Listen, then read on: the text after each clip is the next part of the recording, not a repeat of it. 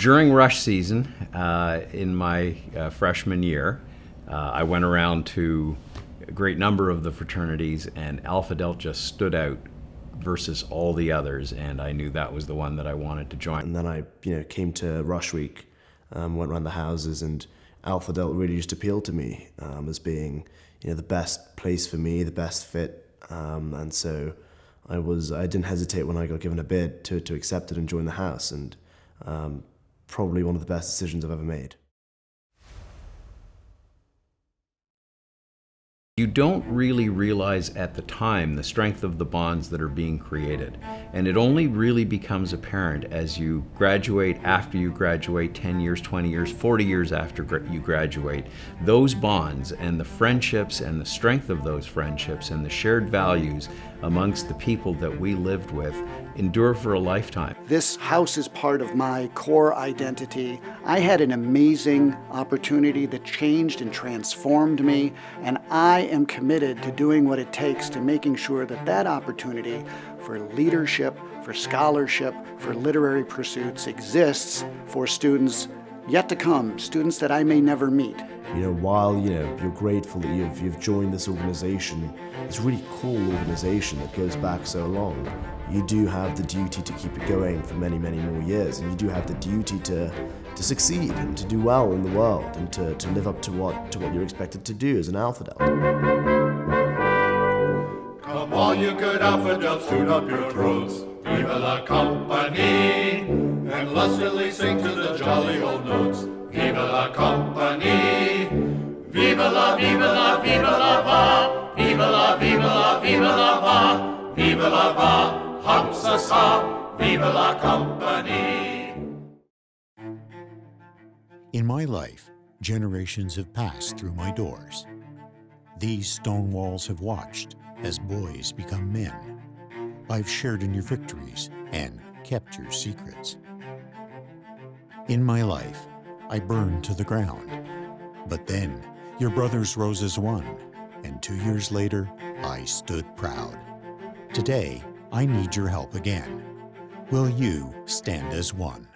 The alumni have always risen to the challenge that was laid out before them, whether it was moving from a house that they had moved into on Buffalo Street they had outgrown, to building a new house in 1903, the fire of 1929 that destroyed the entire house and required half of Ithaca's workforce to rebuild it over the course of the next 2 years. A gay gallant ship with a well-tried crew is the Alpha Delta Phi, with form so fair and timbers true, and a flag that floats on high. Time has taken its toll. My walls are crumbling. The wood within these walls is rotting. My pipes are clogged and barely flow. I can't hold back the rain.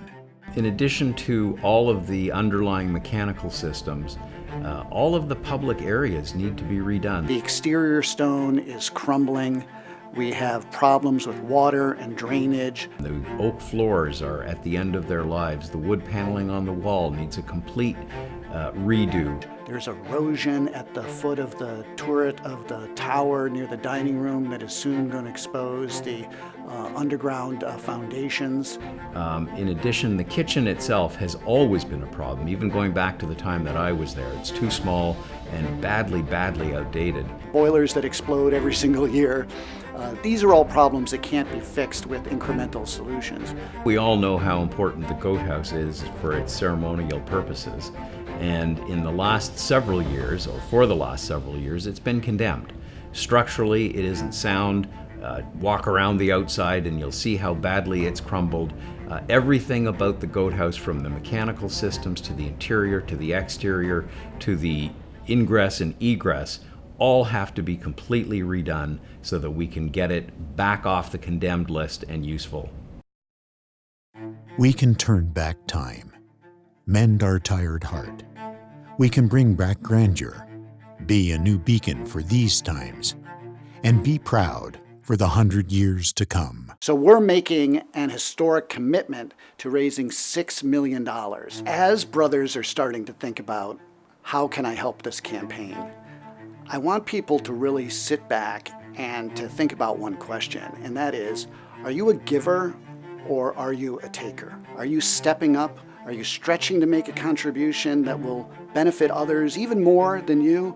Or are you a taker and comfortable? Are you a consumer of what we've provided at Alpha Delta Phi, or are you a producer of transformative experiences for other students for generations to come? And when you rise as one, I hear the voices of brothers past. Control a slave and drink a measure, for unto him the world is fair, who holdeth in his heart the treasure.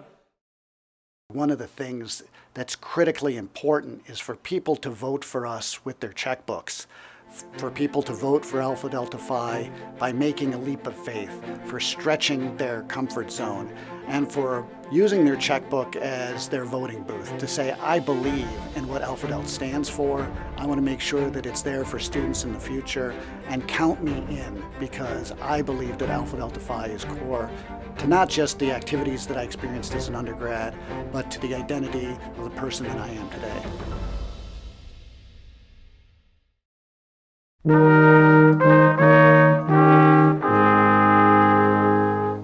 Far above Cayuga's waters, with its waves of blue, stands a